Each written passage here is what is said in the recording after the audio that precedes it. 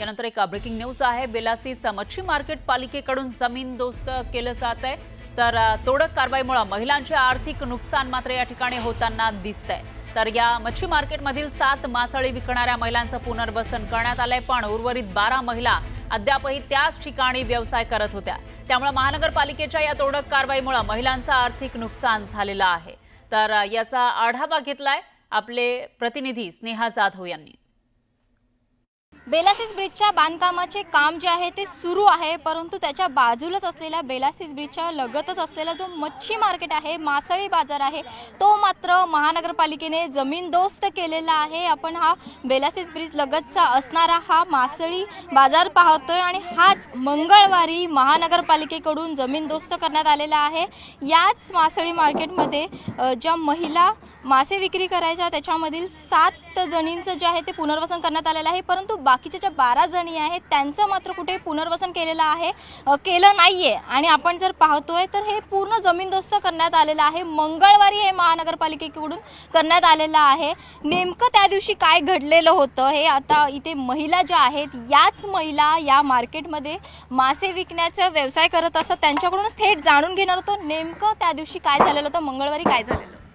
मंगळवारी आम्ही घरी होतो, मासे विकायला कोण नव्हतं, तर आम्हाला फोन आला इथून काय मार्केट तुमचं तोडलंय। तसंच आम्ही धावत आलो, बघितलं तर सगळं तोडून गेलेले।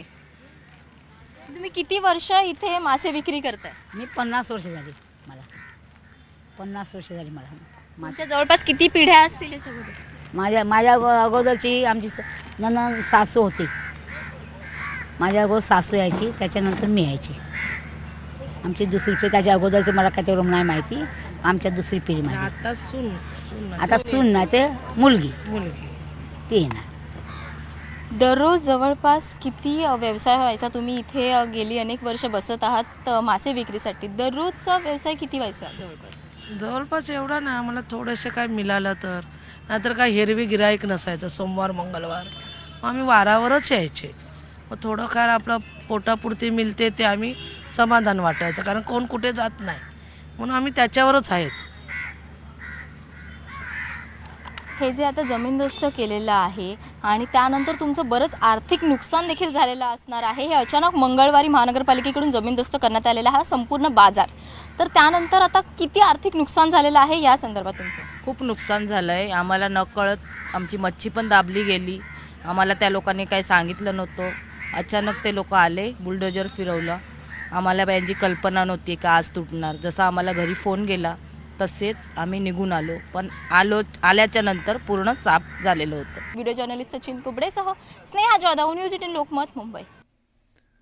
तर आता या मच्छीमार महिलांना त्यांची जी नुकसान भरपाई आहे ती दिली जाणार का, असा सवाल या ठिकाणी उपस्थित होतो। याच्यावर पालिकेकडून काय स्पष्टीकरण येतं तेही बघावं लागेल।